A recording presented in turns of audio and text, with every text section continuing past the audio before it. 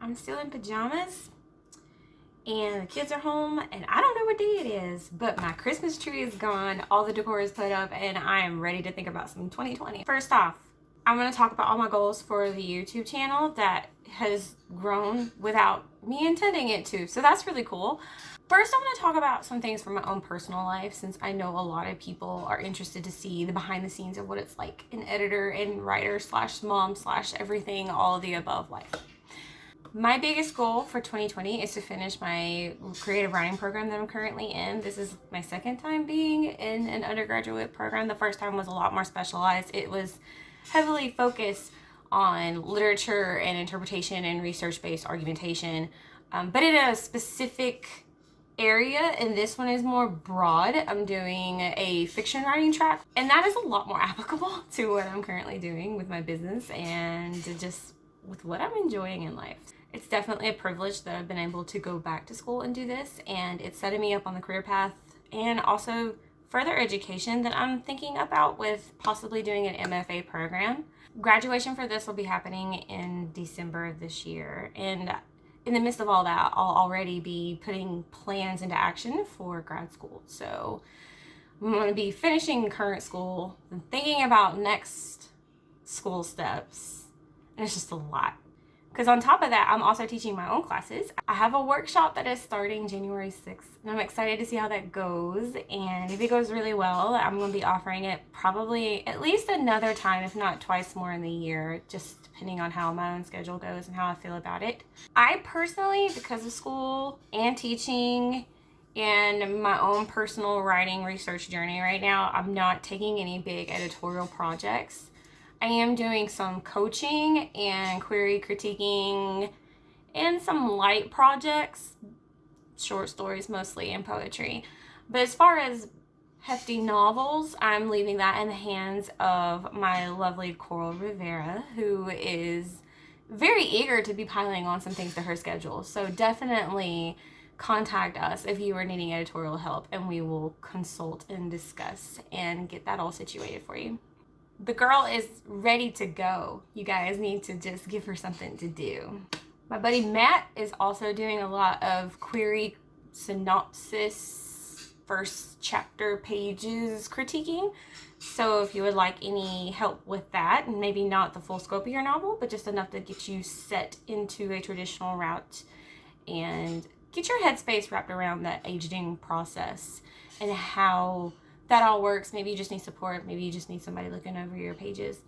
I did not intend to plug anything for my editorial services, but since I'm not doing anything, I have to brag about the people who are, and they are my rock stars. So aside from teaching, graduating, continuing editorial, other personal goals unrelated to writing, I want to get more steadily into yoga. I picked that up at the very tail end of this year, but then I had surgery and that knocked me out of my schedule for that, and I just, for whatever reason, haven't picked it back up. I think a lot of it is because my space where I was doing yoga kind of got dominated by the Christmas tree. Now that it's gone and I got all that space in there, I'm looking forward to getting back into that peaceful, calm time of my day. I am also putting a heavier emphasis on reading, and I see everybody making these goals and reading so much through the year, and I read virtually nothing. It's sad.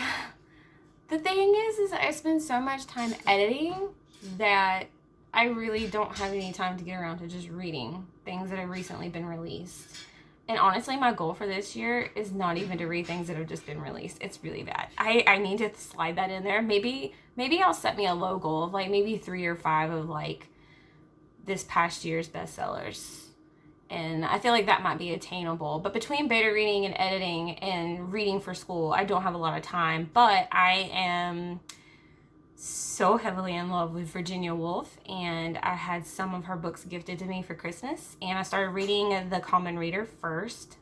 I even got me a journal to start charting down all my thoughts and notes as I read her, and she's just really inspired me to keep more of a writer's diary. And I'm really bad at journaling. I hate journaling. I don't like talking to myself. I don't like thinking about feelings. Okay, that didn't come out right. I'm a very internal, like, private person, and just writing out on a journal just feels so cheesy to me. But because this isn't about me and it's about literature and my interaction with a text, it's actually turning out to be really fun. I have written so many quotes. It's actually bad that how often I stop in the middle of reading to write a quote. And I recognize that there are probably digital ways to organize this that would be a lot more efficient, but I just want to write by hand. It's just easier to have both my books right there together and write down my thoughts. And it's led to interesting conversations with friends as I bring the discussion to them, and I'm just having a really great time with it. I have found that with the people I really admire, reading their writer diaries can oftentimes be a lot more interesting and inspiring and educational than a lot of the craft books that they've written, or even just the fiction they've written. And not that I'm so vain that I think that one day maybe someone will want to read my diaries and learn something really clever from them, but for my own personal benefit, journaling how I feel at this present moment about my writing journey, about the things I'm reading, the things I'm doing. I think that would be really beneficial for this year and for all years to come, to keep a record of that, to constantly reflect. And these videos are kind of a part of that as well. Personal goals out of the way, let's think about YouTube goals. I got this guy. It's covered in little bees, and it says busy bee, because that's gonna be me. Okay, I wanted to start journaling out my goals, reflecting on, what I learned about something I did, the writing class I have that I'm teaching. I'm writing some interesting notes about how I feel about that, and I'm sure as it goes on, I'm gonna have reflective thoughts to add as well. But I'm currently writing down, as I think of them, ideas for future videos, and I thought maybe it'd be fun to just go ahead and share some of those to let you know what might be coming to you. All right, first one I have, why don't we write like the greats? And that is exactly what I'm journaling from my reading of The Common Reader by Virginia Woolf. And I've come up with some interesting thoughts, and then as soon as I journaled some of those out, Virginia, on the very next page, started asking the same questions, and it just felt such a soul sister connection. The question came about when I started thinking of how the current market is so genre heavy, and literary is kind of something almost outdated. There's not a lot of agents that represent it, and there's not a lot of people writing it. Even within the MFA programs, even within academia, there's not a lot of programs out there that have an emphasis on the kind of avant-garde literary taste that I have. It's kind of sad. So I've been thinking about why there does seem to be so few of us out there, and that's something I'm still researching myself. So as I put that together, it'll be fun to record my thoughts on it. Is a writing degree worth it? Well, I'm currently getting a writing degree, and as a writing student, I'm of course going to say yes for myself, but it may not be the case for every single person. So I'd like to talk about what situations in which you would benefit from a writing degree, and in which cases maybe it's not so much necessary. Descriptions as written in middle grade fiction. This was so heavily requested after I put out my show don't tell video, which definitely check that out. I'll make sure there is a link at the end. It somehow exploded and became my most watched video. And now that I know that you guys are eager to hear all about show don't tell and the things related to it, I definitely want to make a whole series out of that. And description as written in middle grade fiction is something that a lot of people seem interested in because it doesn't work exactly the same, which is something I pointed out in my video.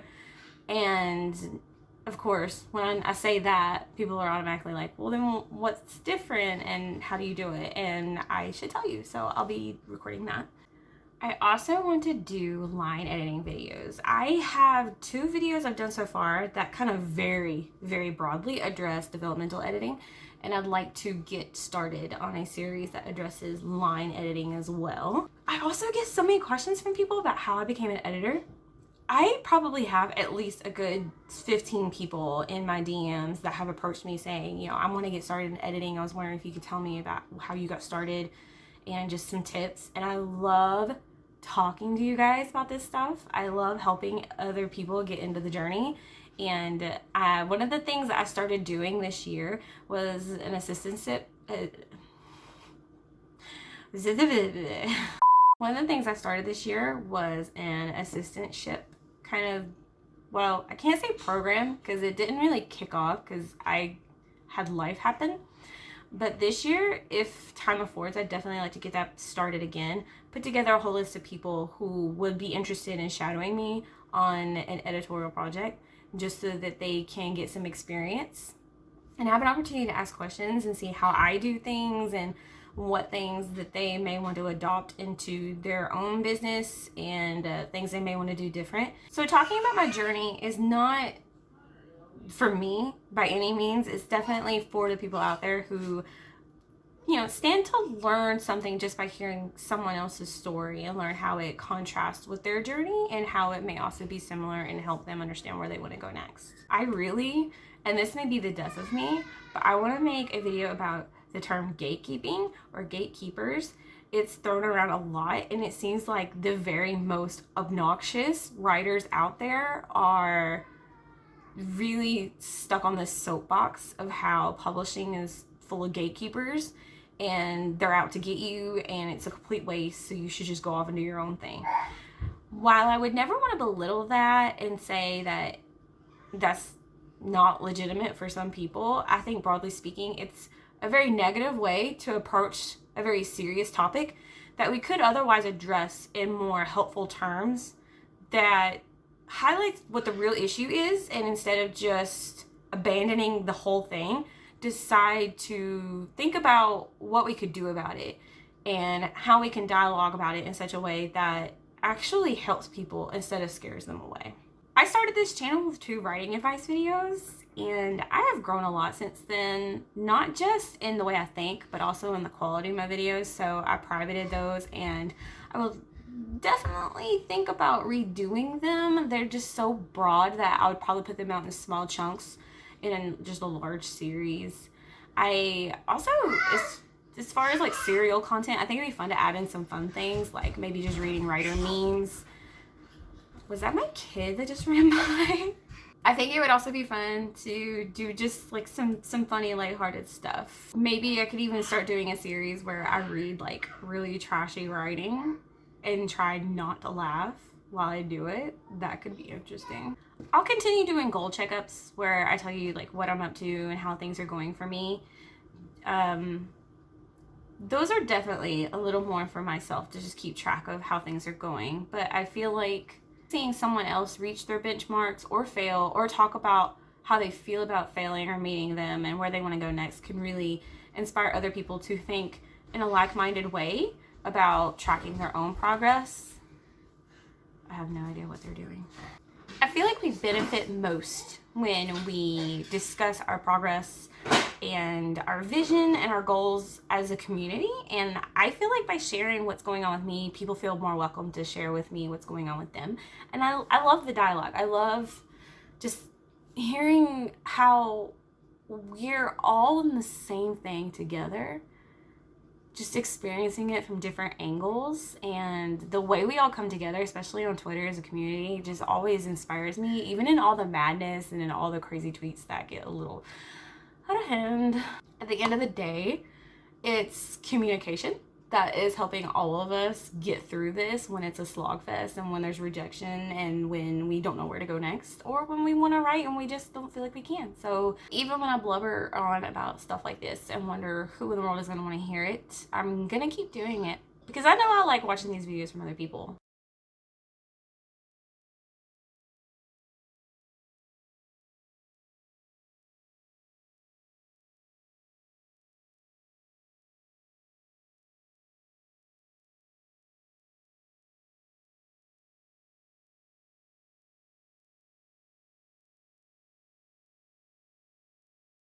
Don't forget to check out the show versus tell video and my developmental edit videos and see what all is on my channel. You can keep tabs on what has been going on in the past now that you know what's going on in the future. If you don't do anything else today, make sure you write some words.